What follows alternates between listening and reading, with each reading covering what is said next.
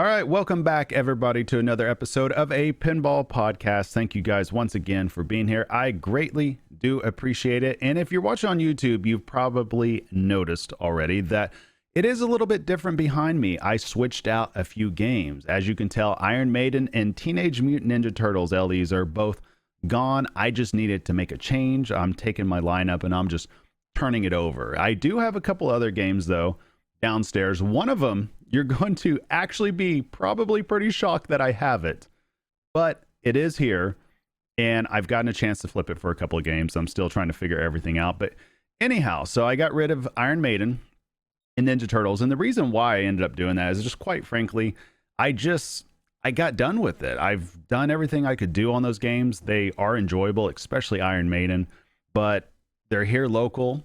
I can play them on location, and it got to where it just felt like I was getting through the game almost too much, where it wasn't too much of a challenge anymore. And that's not even an indication of the actual game itself. I think it's just me having the same machine, the same setup.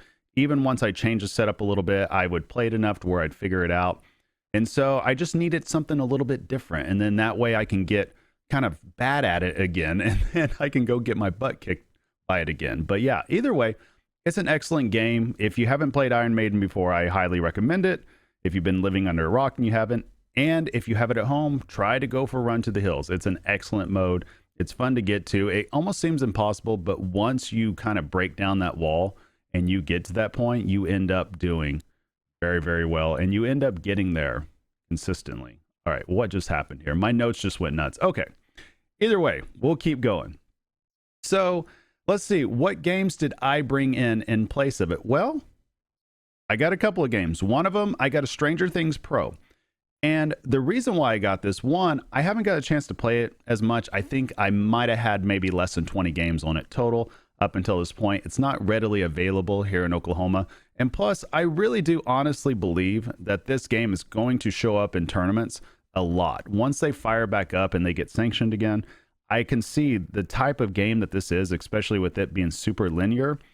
I could see this being a mainstay in a lot of tournaments, especially high level tournaments. And plus, there is a certain risk to reward ratio that they have in place with those 4 drop targets up front. And then, of course, you got the Demogorgon. Now, I can confirm I can't hit the Demogorgon to save my life, except for just grazing it and bashing it. And then, of course, my 10-year-old gets on it 3 times in a row, straight in the mouth. I don't get it. It just is what it is. But he enjoyed it a lot.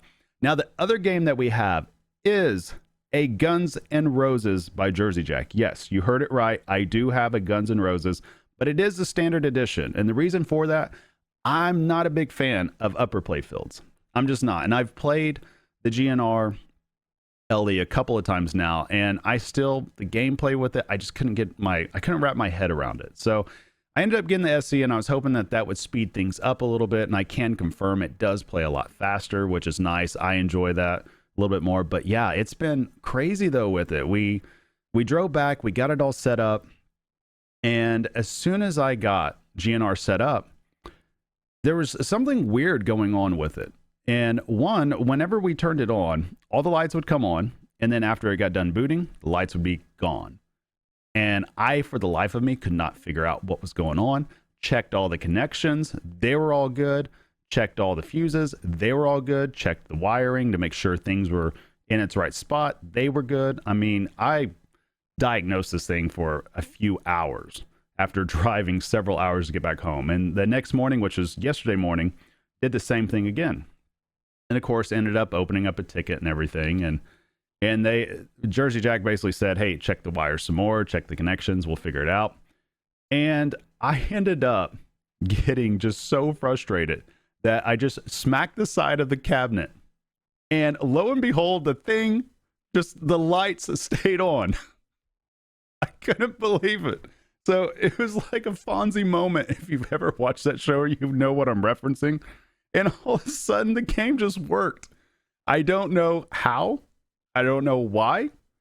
It's making me question reality at this point, but somehow, just by smacking the side of the cabinet, now all of a sudden, all the GI works in the game. So before, I was playing a Guns N' Roses with no lights at all. Everything else worked. Switches worked, songs worked, flippers worked, everything. There was just no lights. So I legitimately had the only GNR in the world, a concert in a box with no lights. And I was telling somebody, it was like I was at a state fair concert. That's what it was, because there was nothing else going on. But you smack the side of a cabinet to your pinball machine, it works. So for all you people out there that have your fancy pinball machines, if you really want it to work, just smack it around and let it know who's boss, and evidently it'll work. But anyhow, the second issue that I have with it, though, and this one's pretty disappointing, and this was straight out of the box. I have actually a chip in the playfield and a piece of the wood missing from the playfield at the scoop, and that was direct out of box without even one game played, and that was really disappointing. I've never seen that in my life. As much as we talk about playfield issues, pooling, and all that, I've never seen an actual chunk missing out of a playfield without any games played on it at all. And how that left factory, I have no idea. But unfortunately, I ended up being the lucky recipient of it. But I did open up a ticket, and hopefully I can get that all fixed up through Jersey Jack. So, you know, I will be able to give a full review of this game, but I'm still going to wait a couple of months until I'm really put it through its paces and I figure it out. And because I really want to give the game a chance. Now, the reason why we got it is truthfully because of my family. My wife really likes the game, and my kids, they like the lights. They like the endless multi-ball because they feel like they're getting far in the game. So, you know, happy family with pinball, regardless how I feel about it. I'm still kind of on the fence about it, but the light show, once it does work, it's pretty awesome. The sound's pretty awesome. I'm still getting used to just chimp flipping all the time, but I've kind of found a little bit of a workaround around that, which has helped a little bit, but I don't have enough games on it really to make any type of conclusion on how much I like or dislike certain portions of it. So I'm not going to be one of these that goes on Pinside and just declares the game a full 10 because I had one evening on it, or that it's just a complete just crap show because I've had a few games on it. I mean, it's just like the initial review I had. There's some things I like, some things I don't like. There's some things that are excellent in it. There's some things that are not so excellent. And it's like that for every pin. No pin is perfect at all, but I'm willing to give it a chance, and it'll be here at the house, and we'll be playing it for a while. But anyhow, so we will segue into what is going on. And one of the things that I caught wind of just last week, and it was just crazy, so I had a few days to really think about this, is that there was a Pirates from Jersey Jack that went up on Pinside for $30,000, a collector's edition. And I'm not going to lie, I feel like this is absolutely insane. But if you're going to get your money, get your money. I can't hate that. But it is just this whole situation to me, especially with the way prices are going, it just creates a really unique, insane situation. It boggles my mind. Even me just sitting here, just thinking about it and everything's firing off, I cannot make heads or tails of this. And I know we talk about FOMO all the time. We talk about, you know, people wanting certain games in their collection that other people don't have. And really, the way that I look at it, I've kind of pulled myself away from this because, just like I've talked to you guys about before, I'm really getting to the point to where I'm priced out of new unboxed pinball. I really am. And the only reason why I was even able to get a Stranger Things and Guns N' Roses is simply because those were LEs. LEs a little bit higher value. Got the value out of it I wanted, so forth. But in terms of buying something that's just pure new in box, I'm definitely down to the pros. Definitely. I don't think I can go anywhere else with that.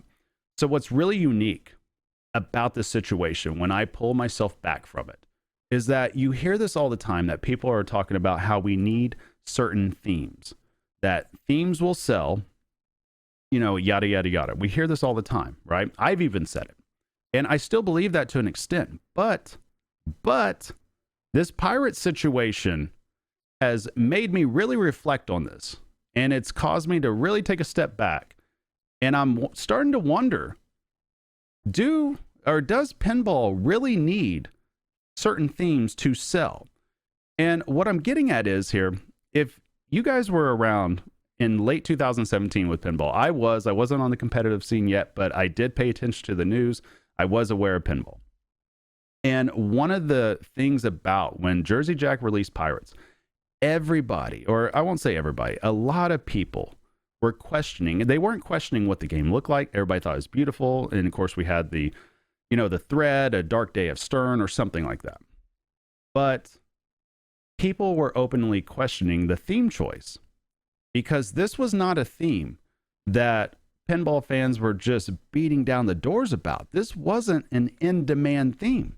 This was a head scratcher.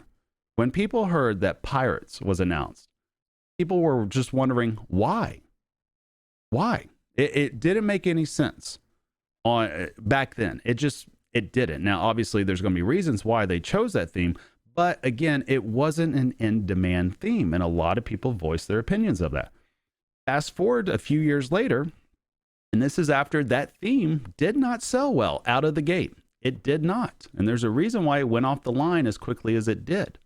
But you fast forward a few years later, all of a sudden, we live in the reality to where a second version of Pirates of the Caribbean, and it is Caribbean, my wife gives me crap all the time, a POTC legitimately sells for the most money possible on a third-party market. I mean, compared to everything else. Now, of course, you got your Supreme, you got, Magic Girl, you got all that. But what I'm talking about is a game to where they have a lot more pieces out there, or a lot more games out there than what we realize. And on top of that, it's not just one type of game. I mean, we're talking the LE and the CE. They're both selling for either right at 20,000 or above 20,000. And this is a Pirates, guys. This is a Pirates. It is not an in-demand theme. So that causes me to really take a step back and wonder, do we really need just A-tier themes in pinball? And I think Pirates really gives some credibility to the thought that we might not. Now, I get it. It's a different situation because obviously there's not too many of them out there as there could be, say, an Avengers, a Led Zeppelin, any of those games, a Wizard of Oz, for instance, because a lot of those made it out into the wild. And I know Pirates, there's not too many compared to all these other themes that made it out into the wild. But this is showing that even a theme that is not in high demand, if you make a killer game, and there's not many of them out there, the prices are still going to go just insane. And I wonder if all the pinball companies are really paying attention to this. If they're really paying attention to this. Now, I'm not saying I think that just an original theme will sell. I don't think it will. Not like this. But I feel like we're in a situation to where a B-tier theme that is done correctly, that is basically an excellent design, that it could sell. I mean, Pirates doesn't even have all the assets. We don't hear Johnny Depp doing callouts.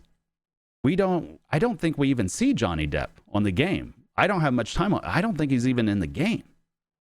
And yet here we are, $30,000 for the collector's edition of this. And I don't know if that's a result of just people that have more money than what they know to do with, and they just want something that not too many other people have. I don't know if this is a case of just Disney fanatics because it is a Disney property. I don't know. And that's something that I would be fascinated in learning about and digging more into. But I think that this goes to show, guys, that maybe, just maybe, theme might not be as important as we think when it comes to very expensive, high-level machines. Now, theme definitely matters when we're talking about location pinball. We're talking about the pro models. We're talking about something that's affordable, that quote, semi-affordable for people, that people could see on location and think that they want to coin drop. Now, I mean, it's crazy because think about it. If you put a collector's edition Pirates on location and you put that next to Led Zeppelin, I guarantee you Led Zeppelin would get the bigger coin drop. I fully believe that. I think themes would speak to people that are there that aren't necessarily buyers. But if we're looking at the collectors, I think Pirates is a prime example that I'm really paying attention to this, that you don't need an A-tier theme to sell a pinball machine for a whole lot of money. For a whole lot of money. So it makes me wonder, could these companies pivot a little bit to where maybe they start looking at getting B-tier themes that are still on people's minds, that are still semi-relevant today, and just making a colossal, awesome package and saying, we've only got 250 of these, and they're going to be $20,000 to $25,000 each. I got a feeling, and I know some people are going to hate it that I'm saying this. I got a feeling if any company, well, let me take that back. Not if any company, if Stern or Jersey Jack did this and they put out a game that's $25,000, and I'm not talking Beatles type. I'm not talking that, because we all know what that was about. I'm talking a game that's actually jam-packed, that doesn't necessarily have all the assets, but is jam-packed in terms of design, sound, lights. And you put that at $25,000, I think you sell out. I think you sell out. If Stern came out and said Keith Elwin is creating this unique game, they announce it today, and they say it'll be out a year from now, you probably sell out all your spots. And that's just the reality of where we're at today. Because again, Pirates wasn't an in-demand theme. It just wasn't. And that goes into, I don't even know how it's not even possible to not even rerun this game. And that's a whole other issue. I don't know how it's not possible not to do it.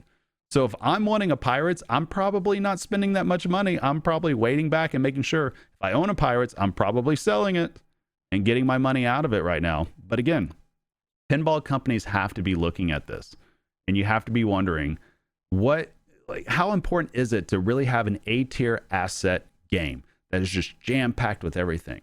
Now, again, obviously GNR is that. GNR is that. And that's shown by how much or how far Jersey Jack is behind on orders. I mean, there's still people that had LDs that paid back in October, and here we are March 10th as of today, and they're not getting it until May. So they are so far behind. And it just shows you how much the dynamics have just incredibly changed over what people are really wanting out of high-tier pinball machines just from just 3 or 4 years ago. I mean, it is changed. And you have to definitely attribute that to, one, the pandemic, people being at home more, and plus two, a lot of these people have done well, whether it's investments. I know my wife and I, our retirement savings has just skyrocketed this past year, and hopefully all of you guys out there have done the same thing. Hopefully you're putting money back. If you're into pinball, I have to assume you're at least thinking on those terms. If you're not, please don't get financial advice from me, but please at least start thinking about it, guys. But this also takes me to Toy Story. This is a game that obviously is like the worst kept secret in pinball right now. We all know that it's coming. When? I don't know. I'd have to think it's coming sooner rather than later, although it can't come too soon because they're so backed up with Guns N' Roses. But fact is, Toy Story could be priced at $15,000 for the CE, and they will sell out day one. They will absolutely sell out day one. If you're thinking about speculating on a game, I don't see, and this is again a Disney property. It's something that does, to me, it is an A-tier title in terms of its theme and the things that you can do with this game. And so I think that this is going to be something that will it'll be just like Guns N' Roses in the sense that it will sell out, and it will sell out quickly. And again, people are seeing this. People in the industry have to be seeing this and have to be wondering, what can they do next in order to capitalize on this? And that makes me wonder, what levels of pinball are we going to see? Would we see Stern put out a $25,000 machine? Would we see different options come out? Would we see a Super LE from Stern become a regular thing? You could probably take any theme that they put out and make it a Super LE for $15,000, and it would sell. It would absolutely sell. And that's just where we're at right now. And then that also lends itself to how do you decide who's going to do these themes? Because it's almost like, obviously Keith Elwin's a rock star. People will buy his games no matter what the theme is. So it's almost like, what strategy do you use then?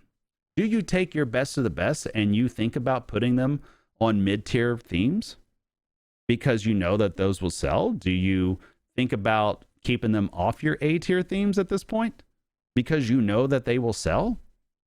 Or do you end up putting your best of the best on the A-tier theme And then your prices reflect that, and you move towards a more dynamic pricing structure.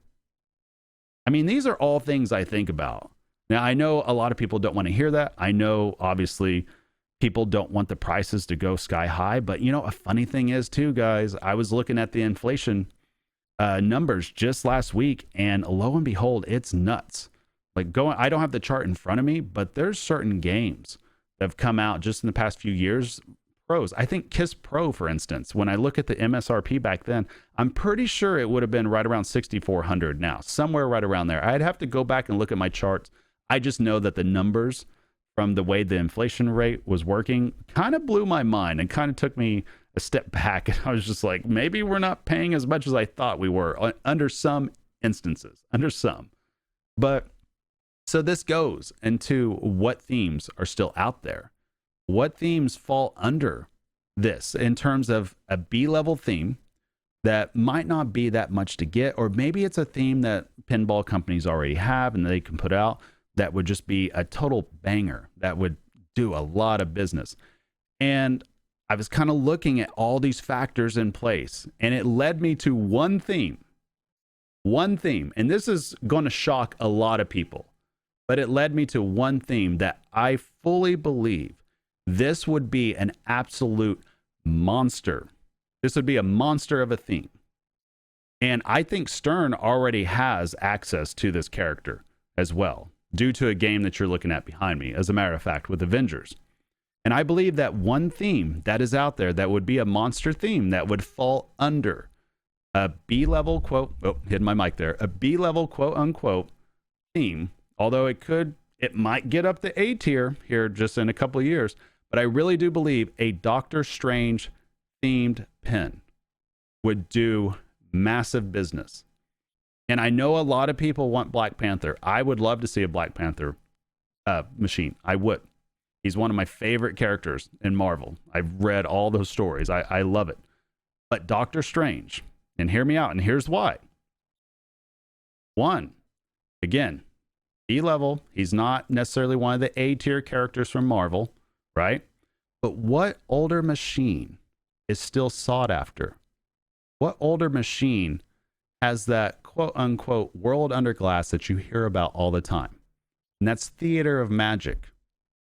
Doctor Strange deals with that. Sorcery, magic, all that stuff. Imagine that type of theme brought in today into 2021, and you give somebody like Elwin or somebody just a shot at just creating something magnificent underneath there. You think of the way the music goes. If you haven't heard the soundtrack to it, go listen to it. It fits a lot of things with pinball. It really does.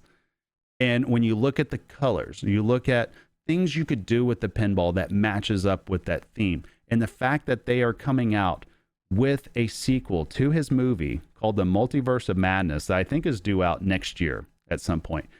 He is going to be literally the new Iron Man, the new Tony Stark for Marvel moving forward. A lot of the stories are going to revolve around Doctor Strange. And I'm telling you guys, this theme and the way that you could structure your whole theme underneath that glass, I think it would be spectacular. There's a lot of things that would make sense. There's a lot of callbacks that you could go to older games that people really do dig. It doesn't mean you have to do it exactly the same. Obviously, it's got to be new, but it's something that people still enjoy. And I think Theater of Magic is very much still relevant to people today. It still very much is. And the fact that you can kind of pull elements from that and place that into a character that everybody knows right now, that is going to move from B level to A level within just a couple of years. It's going to happen. I'm telling you, this theme would do dynamite. I really do believe that, just because not just the name right now, but just because of the potential designs and the way that you could make this just a total cinematic type experience with pinball. You really could. You really could. But that's all I got. Let me know in the comments down below, guys. What do you think? Am I just crazy for thinking Doctor Strange would be that? What do you guys think about these prices coming up? Where do you guys think pinball will go from here? If you haven't already, please leave a like down below. If you have any questions, comments, want to make fun of me, whatever you want to do, just send me a message at APinballPodcast@gmail.com, or you can leave a comment down below, just like I said. Other than that, though, if I don't talk to you guys before this weekend, you guys have a great week. Thank you so much for listening, and I'll see you guys soon. Later, guys.